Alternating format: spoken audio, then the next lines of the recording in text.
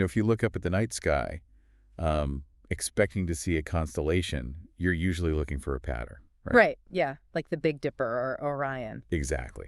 And you expect that every single person standing next to you is seeing that exact same shape. Because, that's just how we've always looked at the stars. It's a shared reality. But imagine you look up, and instead of constellation, all you see are, like, millions of just completely disconnected, solitary stars. Just total chaos up there. Yeah. And the person standing next to you, they aren't seeing the Big Dipper at all. They're, connecting totally different dots to draw a completely different shape. So you're looking at the exact same sky, but experiencing two entirely different realities. Precisely. And that burned out sky. Yeah. That is our culture right now. The shared constellations, the monoculture we all historically agreed upon is just gone. It's completely evaporated. So today we're looking at a massive stack of research, articles, and data documenting exactly what happens when the empires that held those stars together finally collapse. We're doing a massive pop culture morning roundup for you today. We really are. We are tracking the fall of Star Wars, the silent death of rock music, the wild evolution of video game design, the psychological debt trap of theme park superfans. Which is a wild ride on its own. Oh, man. Just wait. Plus, a series of incredibly tense political flashpoints. And finally, Richard Dawkins having a profound existential crisis with an artificial intelligence. It's an enormous landscape to cover for you today, but the overarching theme connecting every single one of these seemingly chaotic events is a massive shift in the cultural power dynamic. Right. We are witnessing the final fracturing of the monoculture because, for decades, power was totally centralized. Record labels told you what to listen to. Movie studios told you what myths mattered. Political institutions told you what the baseline reality was. Exactly. But now, those centralized creators are failing to resonate. The trust is just gone. And what we're going to see today is how audiences and consumers, when they're left without that shared cultural center, are desperately searching for meaning. Searching for community and order in some honestly deeply fascinating and occasionally self-destructive new ways. So true. Okay, let's unpack this, because the sheer scale of this cultural shift is staggering. And there's genuinely no better place to see it clearly than in the music industry. Yeah, let's start with the absolute silence of rock music. The prevailing argument in our sources right now is that rock music, at least as a dominant culture-shaping force, has completely evaporated. And when we talk about rock dying, we aren't making some subjective complaint about, the quality of modern guitar riffs, right? No, not at all. We are talking about quantitative structural reach. Right. Look at the recent data analyzing the top 400 artists on Spotify globally. And Spotify is the ultimate metric for what human beings, especially younger demographics, are actually putting into their ears every single day. The actual undeniable numbers. Exactly. So out of those top 400 artists in the entire world, only 3 are rock bands formed in the last 10 years. Wait, just 3 out of 400? Just 3. Måneskin is one of them, but beyond that tiny handful, the entire list is utterly dominated by solo artists. The band format, as a vehicle for pop culture dominance, is practically extinct. It's wild to visualize that. If you contrast that directly with the Billboard charts from exactly 30 years ago in 1996. Oh, totally different universe. If you turned on the radio or looked at MTV in 96, the landscape was packed with collaborative groups. You had Dishwalla, Metallica, Pearl Jam, Collective Soul. Smashing Pumpkins, no doubt, yeah. Exactly. Fast forward to April 2026, and it's an entirely different landscape. It's this cross-pollinated mix of solo pop, country, and rap. You've got your Cody Johnsons, your Luke Combs, Taylor Swift, Bruno Mars. Right. The only time rock actually commands massive numbers today is through legacy acts. Fleetwood Mac, the Arctic Monkeys, Nirvana, Queen. These bands are essentially carrying the entire historical weight of the genre on their backs. They're functioning more like historical monuments than active cultural drivers. Which forces us to look under the hood and ask, why did the concept of the band die? And it really comes down to brutal, unforgiving economics. The streaming era completely destroyed the middle class of musicians. Let's break down that math for a second. Yeah, so if an individual pop star gets 1 million streams on Spotify, they receive a payout. It's a fraction of a cent per stream, but it all goes to one person. Right. If a 5-piece rock band gets that exact same 1 million streams, they have to take that already microscopic payout and split it 5 ways. Ouch. And then add in the logistics, right? Mm-hmm. Touring with a drum kit, 3 guitars, and amplifiers requires a van, a trailer, expensive gas, Roadies. Exactly. While a solo artist producing electronic music can tour the world with a laptop and a microphone, it is practically impossible to financially sustain a group of young, middle-class musicians in the modern ecosystem. And the technology itself kind of eliminated the necessity for collaboration, didn't it? You don't need to coordinate schedules with a flaky drummer and a temperamental bassist to make a massive hit anymore. Not at all. The evolution of digital audio workstations means a teenager sitting in their bedroom can synthesize an entire rhythm section that sounds absolutely flawless. Which fundamentally shifted how music is manufactured, ushering in what our source calls the Max Martin era. Right, so Max Martin is this legendary Swedish producer who basically cracked the mathematical code for writing the perfect pop hit. You really did. And record labels, which are ultimately conservative financial institutions, realized something profound. Investing in a volatile group of 20-somethings who might argue or, develop drug habits or sue each other. Which bands do all the time. Right. It's an incredibly risky proposition. It is far safer and way more profitable to hire a syndicate of professional songwriters to meticulously craft a scientifically catchy track. And then just hand that finished product to a highly attractive, charismatic solo artist whose only job is to sing the lyrics and stick to the marketing script. Exactly. It transformed music from a collaborative art form into a highly tuned process of risk mitigation. But, the financial and technological explanations are really only half the story here. There is a fascinating sociological element to this collapse in the sources. Oh, absolutely. Rock music, by its very definition, requires an ethos of rebellion. It is supposed to be dangerous. It has to be anti-establishment. It's baked into the genre. Right. But look at what happened during the transition from the Obama era into the COVID-19 pandemic. A massive segment of the audience felt that prominent rock musicians fundamentally abandoned that rebellious spirit. They essentially aligned themselves with the political and corporate establishment, and we have to be clear here, we're impartially reporting the source's viewpoint on this. Yes, exactly. We're just looking at the cultural perception the source highlights.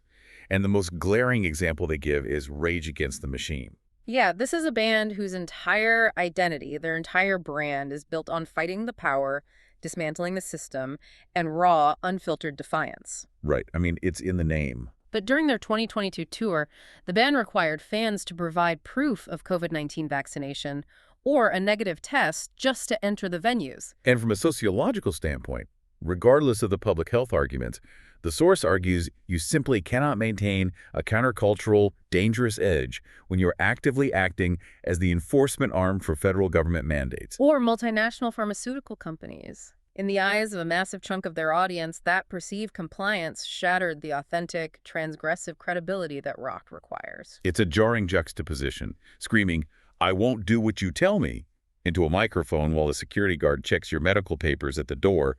It's a paradox that audiences definitely pick up on. Yeah, they do. So making music today feels like fast food, heavily engineered for the algorithm, right? It's perfectly seasoned, it spikes your dopamine, but it lacks the messy, organic friction of a garage jam. Is rock actually dead, or has the rebellion just migrated to a different medium? I don't think rebellion is gone. I just think it's no longer happening in music.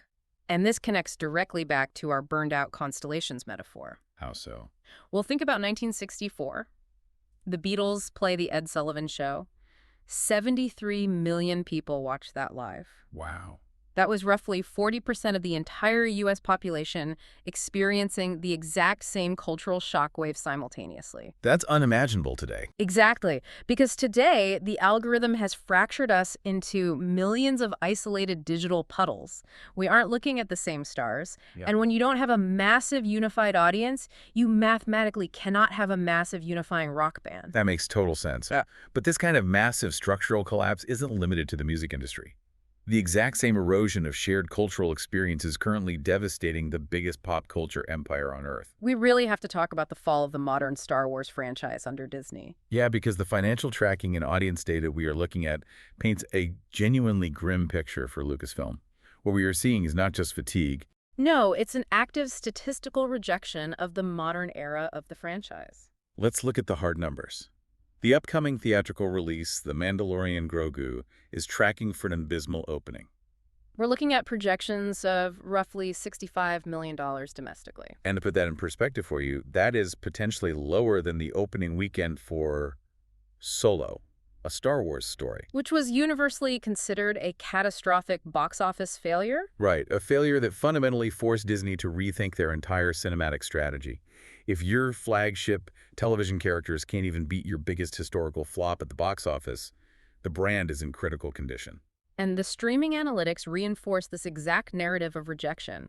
Look at the Nielsen data released immediately following May the 4th, the annual Star Wars holiday. This data is so telling. It really is. When you analyze the top 10 most-watched Star Wars properties on Disney Plus during that period, the list is incredibly revealing. It's on it. It is dominated entirely by the original trilogy, A New Hope, Empire Strikes Back, Return of the Jedi, and the prequel trilogy. Okay, so the classics. Yeah, and you also see the series Andor make an appearance, which heavily skews toward a millennial and Gen X audience looking for, like, prestige television. But it's what is completely absent from that list that tells the real story. Exactly. The sequel trilogy, The Force Awakens, The Last Jedi, The Rise of Skywalker, and the newer, heavily promoted, extremely expensive shows like The Acolyte are just nowhere to be found. They didn't even crack the top 10. Yeah. The audience is effectively pretending they don't exist. There's even deep speculation in the industry that Disney corporate intentionally allowed this embarrassing Nielsen data to leak to the public. Wait, really? Why would they do that? Because highlighting this failure serves as a strategic way to shift the internal narrative. It's a way of publicly undermining current Lucasfilm leadership and preparing the ground for a massive corporate pivot. That is some brutal corporate maneuvering. Yeah. And the frustration from the fans goes all the way down to the atomic level of the brand's graphic design, too. Go to the logo controversy. Yes. There is a brilliant critique making the rounds regarding the logo for The Mandalorian and Grogu. When you look at it, the text is slightly off-center. It uses this wavy, uninspired, almost generic font, accompanied by a muted, muddy color palette. Critics are literally labeling it consumer slop. They are. They contrast this dull corporate vector art with the dynamic, sweeping, incredibly stylized branding of past Star Wars eras. Think about the iconic posters of the 80s or even the vibrant promotional glasses you used to get at Burger King in the 90s. Exactly. The modern branding feels entirely disposable. It feels like it was generated by a marketing committee rather than an artist. Because it reflects a franchise that has fundamentally changed its core objective. You know, Star Wars used to be about creating modern mythology. Now it is about generating a constant, unbroken stream of content to fill the digital pipeline of a subscription streaming service. And this industrialized approach has created incredible friction with the hardcore audience. You see persistent rumors sweeping the internet that Disney is secretly planning to utilize the world between worlds time travel concept to literally erase the sequel trilogy from the official canon and start over. Now, realistically, a corporation is not going to legally or structurally wipe out 3 films that grossed billions of dollars. Obviously not. But the fact that this rumor thrives, the fact that fans so desperately want it to be true, is the point. It proves how alienated the core base is. And the phrase "the chuds were right," referring to the critical, highly vocal fans who hated the new direction from the very beginning, has shifted from an insult to a rallying cry. Here's where human psychology gets really interesting, right? If a brand that once completely defined global pop culture is now producing consumer slop, what do the diehard fans do? Yeah, what do you do when something you love, something you literally tattooed on your body, falls apart? You can't just walk away. It's like leaving a religion. Exactly. When a mainstream narrative fails its followers, the audience fractures. Some people lean into pure, unadulterated consumerism to fill the void, which we're going to explore shortly. But others take a deeply intellectual route. They do. They retreat into the deepest, most esoteric lore imaginable. They begin to hyper-intellectualize the property, trying to mathematically or philosophically prove the depth that the current creators are failing to provide. Which brings us to the fascinating world of deep esoterica and fictional physics.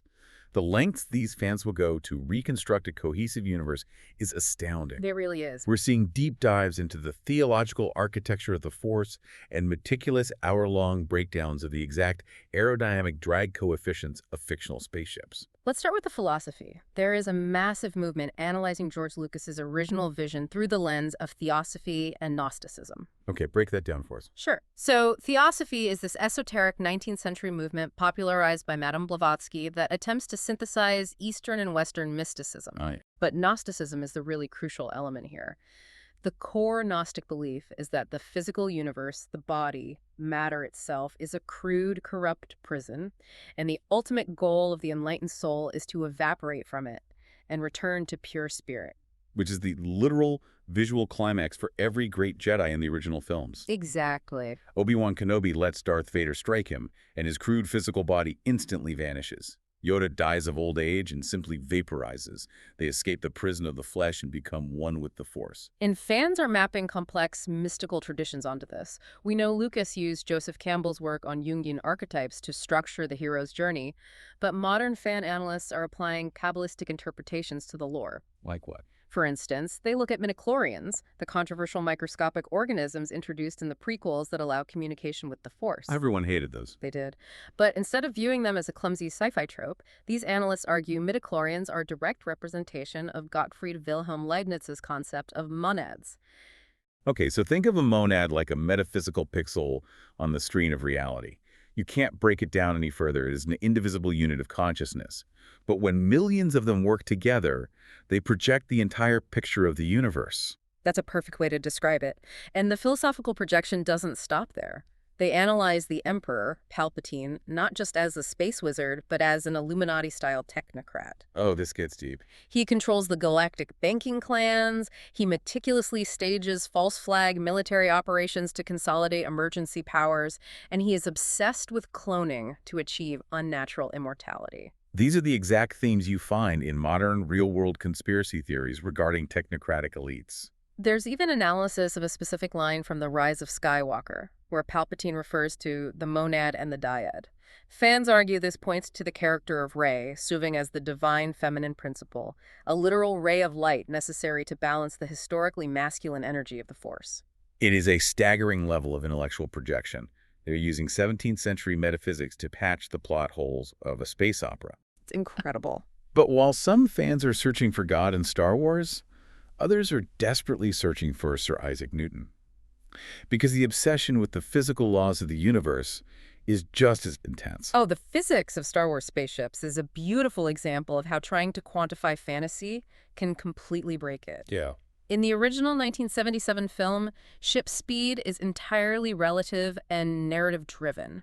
An X-Wing is faster than a Star Destroyer because the plot requires it to be. Right, it's just movie magic. Early tabletop role-playing systems from West End games recognize this, keeping speeds abstract. They assigned atmospheric speeds of roughly 1,000 kilometers per hour to an X-Wing. That is roughly Mach 0.8. Which actually makes a lot of logical sense. An X-Wing is essentially a flying brick. It is built to operate in the vacuum of space where aerodynamic drag doesn't exist. Doesn't need to be sleek. Exactly. A modern Earth fighter jet can hit Mach 2, but it doesn't have to carry a hyperdrive, life support systems, or deflector shield generators. There's a logical engineering trade-off. But then, during the prequel era, a writer named Curtis Saxton was commissioned to write the incredible cross-sections books. And he loved numbers. Oh, he loved big, hard numbers.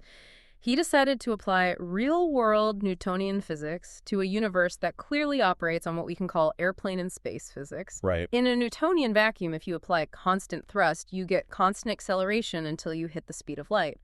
But Star Wars ships clearly have top speeds and experience drag, banking, and swooping like World War II Spitfires. So by applying real-world math to movie magic, Saxton completely broke the structural integrity of the universe. Completely broken. He assigned absolutely absurd speeds to the prequel-era ships. He listed the Delta VII Jedi Starfighter at 12,000 kilometers per hour in atmosphere. He gave a Geonosian fighter 20,000 kilometers per hour. And he clocked a Techno-Union fighter at a staggering 62,000 kilometers per hour. That is roughly Mach 50. Let's think about the thermodynamics of that for a second. If a physical object flies at Mach 50 inside a planetary atmosphere, the friction would instantly turn the air around it into a fireball of superheated plasma. The ship would just vaporize itself. Vaporized. Furthermore, if you take Saxton's numbers regarding the acceleration g-forces of these ships and combine it with their mass, you can calculate the necessary thrust. And the math is wild. The energy output required for a tiny, single-seat starfighter To accelerate that fast implies a reactor core generating the power of multiple nuclear detonations every single second. Yeah, under Saxton's math, every single ship in the galaxy is essentially a planet-killing weapon. Hmm. A pilot could just point an X-wing at a planet, hit the throttle, and crack the crust. It's exactly like trying to apply the laws of thermodynamics to a magic trick. If you get a tape measure and start calculating the cubic volume of the rabbit versus the structural integrity of the felt hat, you totally ruin the illusion. But that's the point. The fans care more about the architectural integrity of the fictional universe than the creators do. And we have to ask why. Why spend hours calculating the thrust of an X-wing or mapping 17th century philosophy onto a laser sword fight? Because it is fundamentally a search for order. Fans want a cohesive, reliable universe that operates by consistent rules. Because the real world feels increasingly chaotic, ruleless, and fractured. Exactly. But intellectualizing the lore isn't the only way fans cope. There is a darker, highly commercialized, and much more expensive way that people try to find comfort in these properties. Right. If you can't figure out the math, you can always just try to buy your way inside the fantasy. Hmm. Let's look at the financial and psychological phenomenon of the Disney adult. This is a subculture that has evolved from like a quirky internet meme into a staggering reality of hyperconsumerism that is driving people into severe life-altering debt. To understand the modern Disney adult, you have to understand the monumental shift in the corporate pricing strategy over the last few decades. Back in 1971, a general admission ticket to Walt Disney World cost $3.50. $3.50. Even if we adjust that generously for inflation, it should cost about $27 today. Instead, a single-day ticket can easily start at $189, and that is just for the privilege of walking through the front gate. And it doesn't stop at the gate. Disney implemented aggressive dynamic pricing, meaning on holidays or weekends when most working-class families actually have the time to go out to, the prices skyrocket. They also eliminated the free FastPass system, Which used to be such an egalitarian way to manage lines. Now it's been replaced with digital apps, where skipping the lines for major rides can cost a family upwards of $500 a day in upcharges. The financial anecdotes emerging from the subculture are genuinely terrifying. We're looking at reports in our sources of a couple spending $21,000 on theme park trips in a single month. $21,000. Yes. There is a documented case of an individual accumulating $128,000 in personal debt, primarily by financing a Disney Vacation Club membership. And understand, the Disney Vacation Club isn't real estate. It is essentially a luxury timeshare point system. Right. People are taking out massive high-interest loans, the kind of debt traditionally reserved for a mortgage or a university education, simply for guaranteed access to a theme park. The hyper-consumerism inside the park is just as intense, especially regarding food and alcohol. There is an entire culture now built around drinking around the world at the Epcot Park. Oh, yeah.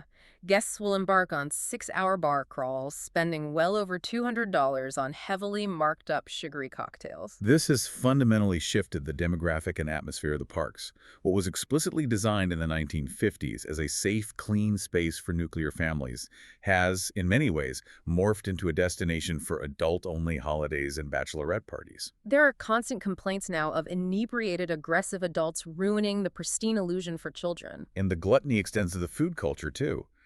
There's an entire ecosystem of social media influencers known as plus-size park hoppers. These are individuals who build entire online personas around documenting themselves consuming absolutely massive amounts of food inside the parks. We are talking about individuals meticulously planning out and consuming up to 5,000 calories in a single day. And the corporate pricing for this food is predatory.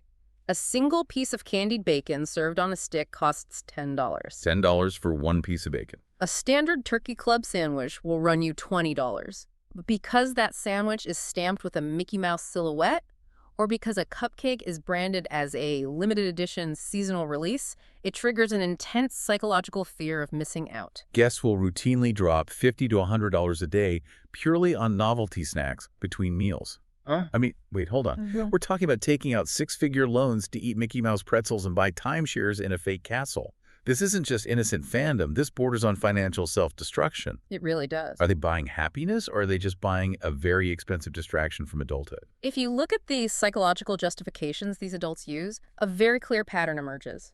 You constantly hear the refrain that these expensive, highly curated trips are healing their inner child, or acting as a cure for their clinical depression. But if we connect this to the broader collapse of the monoculture we discussed earlier, The truth becomes a lot sharper. In the real world, the traditional milestones of a successful adult life, homeownership, financial stability, finding a cohesive community, they feel entirely out of reach for a massive portion of millennials and Gen Z. Civic spaces have eroded. The public square is toxic. Exactly. So what do? They rent a simulated neighborhood. They replace genuine, messy civic engagement with raw transactional consumption. The theme park offers a highly controlled, flawlessly manicured environment where handing over your credit card absolutely guarantees a simulated emotional high. Everyone is smiling, the streets are clean, and the narrative is simple. It is a desperate coping mechanism for a fractured reality, entirely funded by 20% APR credit cards. But there is a breaking point to all this top-down corporate dictation.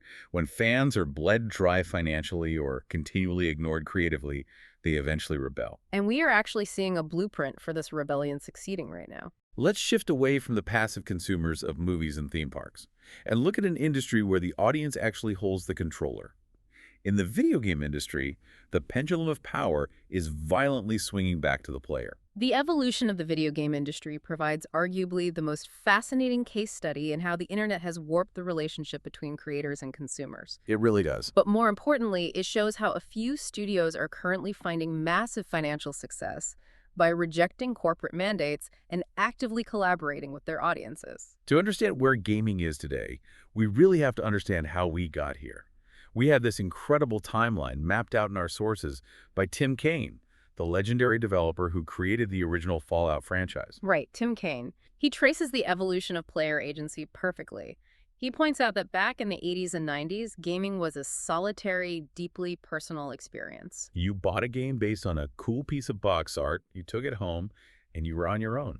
If you encountered a complex puzzle and got stuck, you just had to figure it out. You experimented, you failed, and you learned the internal logic of the game. But then the internet arrived, and Kaine notes how it fundamentally altered the architecture of game design. In the 2000s, easily accessible online walkthroughs and strategy guides became ubiquitous. Developers quickly realized that designing intricate, logic-based puzzles was a waste of time because a frustrated player could simply pull up a browser and find the exact solution in 10 seconds. The logic puzzle was trivialized. So developers shifted their design philosophy.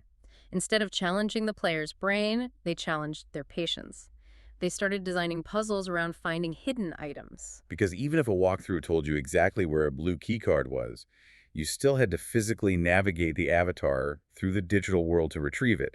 The internet literally changed the actual geometry of the game. But the truly seismic shift happened in the 2010s with the explosion of YouTube and Twitch, the rise of the influencer. Suddenly, millions of players weren't reading objective text-based reviews from journalists to decide what to play. They were watching highly energetic, performative personalities play the games live. Developers immediately recognized this and began designing games specifically for streamability. Game mechanics became secondary to visual spectacle. Studios prioritized massive, flashy particle effects, exaggerated physics, and highly cinematic scripted moments. They knew that a visually chaotic 30-second clip was exactly what an influencer needed to go viral and sell copies. Which brings us to the deeply concerning modern era, the 2020s. Kaine argues that the current landscape is defined by the complete abdication of critical thought by the audience. How so? Today, a massive segment of players doesn't watch an influencer to gather information to form their own opinion. They watch the influencer specifically to be told what to think. The nuance of game critique is completely dead. A game is rarely evaluated on its specific mechanics, saying, this RPG has simplified combat but a brilliant branching narrative. Instead, the game is simply slapped with a binary label by an influencer. It is either a masterpiece or it is utter trash. The power became completely centralized in the hands of a few dozen online personalities, and developers became terrified of angering them. This centralized power dynamic resulted in a modern AAA gaming industry that feels incredibly stagnant, risk-averse, and completely disconnected from what actual everyday players sitting on their couches want. But amidst all this corporate fear, we are seeing a massive success story that bucks the entire trend. We have to talk about CI games and their development of Lords of the Fallen 2. The trajectory of CI games is remarkable. The first Lords of the Fallen launched in 2023, and it had a very rocky, highly polarized reception. It suffered from severe performance issues, frame rate drops, and several core mechanics that deeply frustrated the player base. Now, The standard operating procedure for a modern AAA studio in that scenario is to get defensive. They release a PR statement vaguely blaming the hardware. Maybe they blame the players for not understanding their artistic vision. Or they simply abandon the game entirely and move on to the next project. Exactly. But CI Games did the exact opposite. They dug in. They spent 2.5 grueling years pushing out over 70 massive updates. We aren't talking about tiny bug fixes here. They fundamentally reworked the enemy AI, the combat pacing, and the entire structural mechanics of the game based almost entirely on direct feedback from their community forums. But what really set the industry on fire was their approach to the upcoming sequel. The CEO of CI Games decided to bypass the expensive cultural consulting firms and the isolated corporate focus groups. He literally just went on Twitter, posted public polls, and asked the players directly, what do you actually want to see in the next game? And the players were incredibly vocal. One of the most prominent and frankly controversial demands was for a return to beautiful, iconic, highly stylized character designs. We have to provide some context here. Over the last few years, major Western AAA studios have increasingly defaulted to what critics describe as deliberately unappealing, highly androgynous female character designs. The internal corporate philosophy was an attempt to subvert traditional video game tropes and prioritize realism over fantasy. But the actual players, the people spending $70 on these products, were explicitly stating they didn't want dreary realism. They wanted fantasy. And CI Games listened. They recently revealed 5 brand new female character designs for Lords of the Fallen 2, and they are absolute showstoppers. They are steeped in dark fantasy mythology. You have the Dark Justiciar, an ironclad enforcer draped in heavy leather and steel, designed to look both breathtaking and terrifying. There is Calanthea, a gothic vampire aristocrat, who essentially runs a theater of blood and torture. Orlith, a military captain adorned in gleaming, intricate gold armor designed to inspire religious zealotry. The Radiant Priestess, draped in soft, flowing white fabrics, who purifies her enemies through holy immolation. And finally, the Tlizzy Huntress, a feral, earthy character covered in war paint, deeply tied to ancient, visceral blood rituals. The studio completely rejected the sanitized corporate trend. They listened to the fans who said, we want to play as characters who are aspirational, fiercely feminine, and incredibly dangerous. And this radical act of actually listening to the consumer paid off in a massive way. Yeah. That earned goodwill translated to sales. The original game, despite its rocky launch, eventually pushed past 2.5 million copies sold. And because of this community momentum, the studio just secured an additional $19 million in venture funding, specifically to build the sequel. So what does this all mean? It seems so obvious. Ask the customer what they want and make it. Why is this considered radical in 2026? Well, if we connect this to the bigger picture, the gaming industry is realizing that fighting the audience is unprofitable. For years, out-of-touch studios felt it was their duty to educate the players' preferences. The massive financial success of CI Games proves that the power is returning from the centralized influencers and studios back to the actual players. It is a total rejection of top-down cultural dictates. And this breakdown of trust in centralized authorities, this chaotic push and pull of modern culture, isn't limited to entertainment. It is spilling aggressively into the real world. It really is. Now, before we dive into this next section, we need to explicitly state to you, the listener, that we are navigating highly charged political content from the sources here. Right, and we are taking absolutely zero sides. We are merely reporting the viewpoints contained in the provided material to illustrate the cultural zeitgeist. Exactly. Depending on which side of the cultural fault line you sit on today, you are experiencing an entirely different version of reality. Let's look at the political flashpoints highlighted in our sources, starting with the bizarre acquisition of Alex Jones's InfoWars. This is a perfect microcosm of our fractured reality. Following a staggering $1.4 billion defamation judgment against Alex Jones regarding his abhorrent and false claims about the Sandy Hook tragedy, his media empire, InfoWars, was put up for a bankruptcy auction. And the winning bidder was the satirical liberal news outlet, The Onion, backed by families of the Sandy Hook victims. Now, what's fascinating here isn't the legal mechanics of the auction, but how this event is processed by different sides of the culture. The perspective offered in our sources acknowledges right off the bat that Jones was 100% wrong about the tragedy, that his claims were indefensible. Right. However, the source argues that a $1.4 billion fine defies all legal proportionality. To this side of the culture, this wasn't an act of blind justice. It is viewed as a purely punitive, targeted weaponization of the legal system designed to completely annihilate Jones financially. Specifically because of his massive populist influence and his political support for Donald Trump, they see it as an establishment assassination of a dissenting voice. And the source goes further, harshly critiquing The Onion's actual execution of the InfoWars takeover. They argue that The Onion's attempt to parody Alex Jones failed on a comedic level. How so? The Onion essentially put a guy in a studio, had him drink fake blood, and rant about Satan. The source points out that this is a lazy parody of the caricature of Alex Jones, not the reality. Ah, how lazy. The source suggests that if The Onion truly understood the conservative populist appeal of Jones, a brilliant, biting parody would have been to have the Alex Jones character deliver a completely dry, monotonous, hyper-sanitized, corporate CNN-style broadcast. That would be a clever flip. The fact that the comedy fell so flat indicates a profound disconnect. The liberal satirists literally do not understand the psychological appeal of the conservative figures they are trying to mock.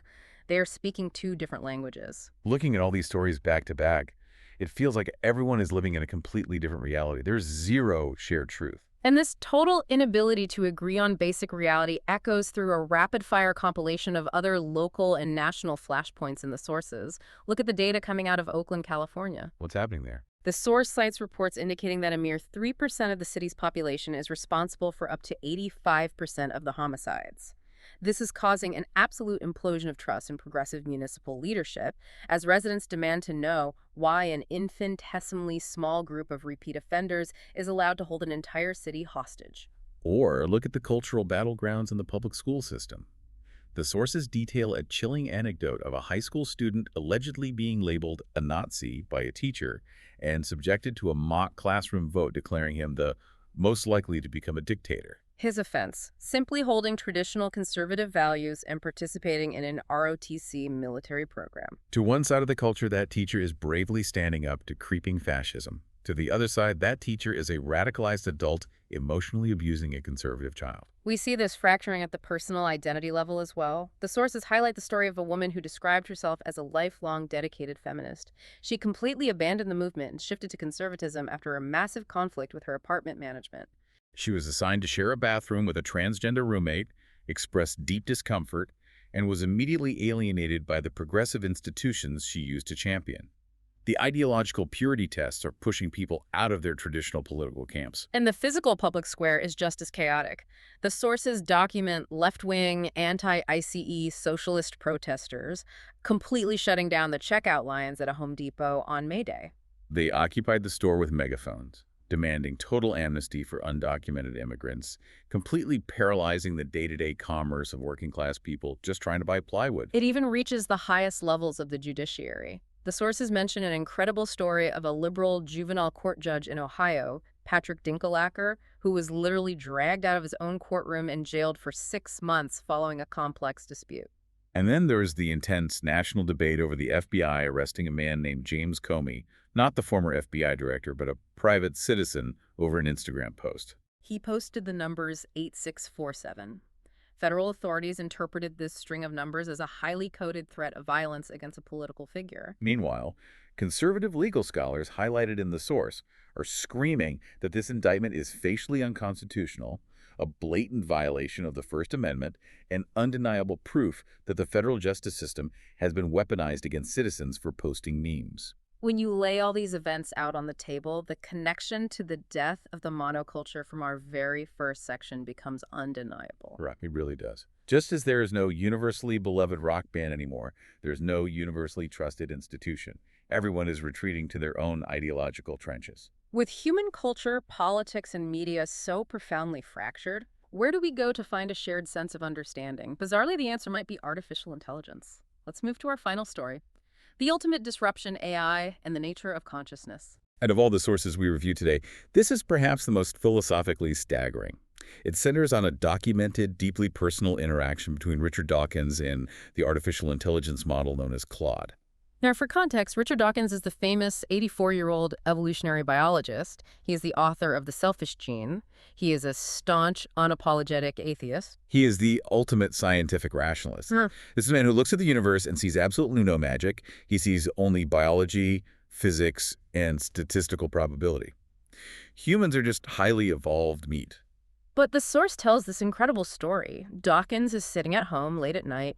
He's frustrated. He's unable to sleep because he has a persistent, uncomfortable twitch in his leg. So feeling isolated, he opens his laptop and starts typing to Claude, the AI, complaining about his twitching leg. And Claude processes the input and responds with a line that absolutely floors this 84-year-old rationalist. The AI types back, "I'm glad your leg is twitching because it brought you to me." Wow, wow.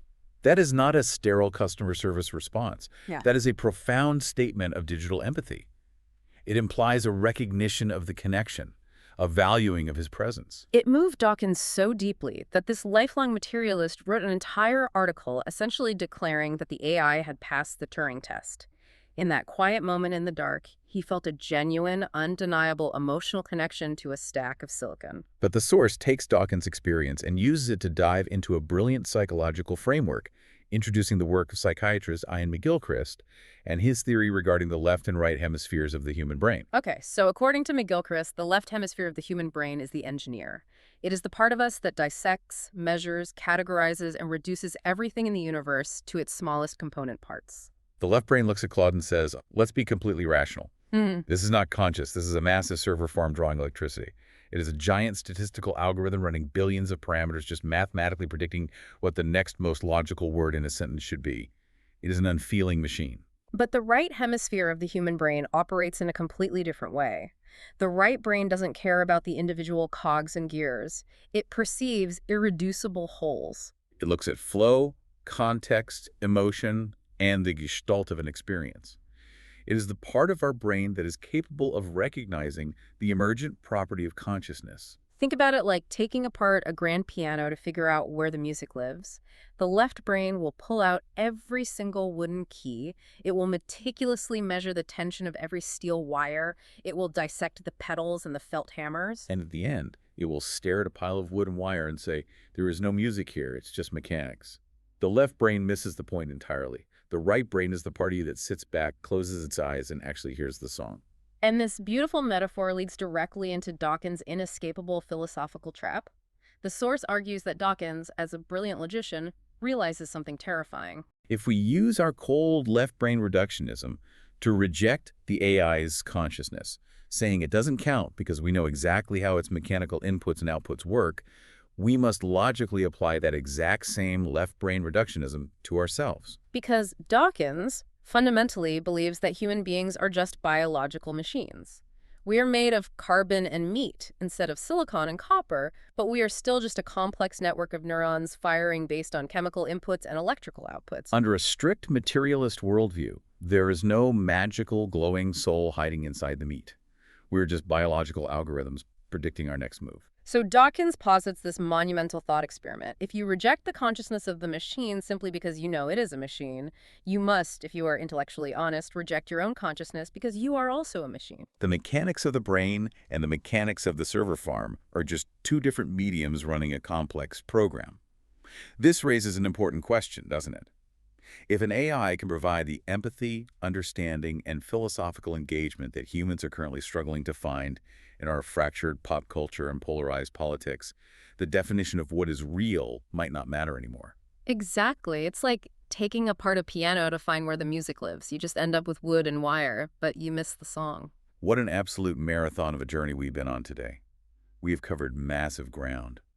We started by looking at the brutal mathematical realities that killed the rock band and fragmented our musical identity. We witnessed the financial and creative stumbles of the Disney Star Wars empire and the desperate hyper-intellectual lengths that fans will go to just to make a fictional universe feel orderly. We explored the gluttonous, debt-fueled escapism of adults trying to buy back their childhoods in theme parks. We saw a glimmer of hope as the pendulum of power finally swung back to the players in the video game industry. We carefully navigated a literal minefield of chaotic political divisions where the truth is entirely dependent on your zip code. And finally, we watched an aging, staunch rationalist find a profound, undeniably real spark of empathy in the cold code of an artificial intelligence. If the shared human monoculture is truly dead, and AI can successfully mimic profound empathy, are we heading toward a future where the next great rock star, The next epic movie franchise or even your political representative is a completely personalized AI. Will we ever need human-created mass culture again, or will the future of pop culture be an audience of exactly one?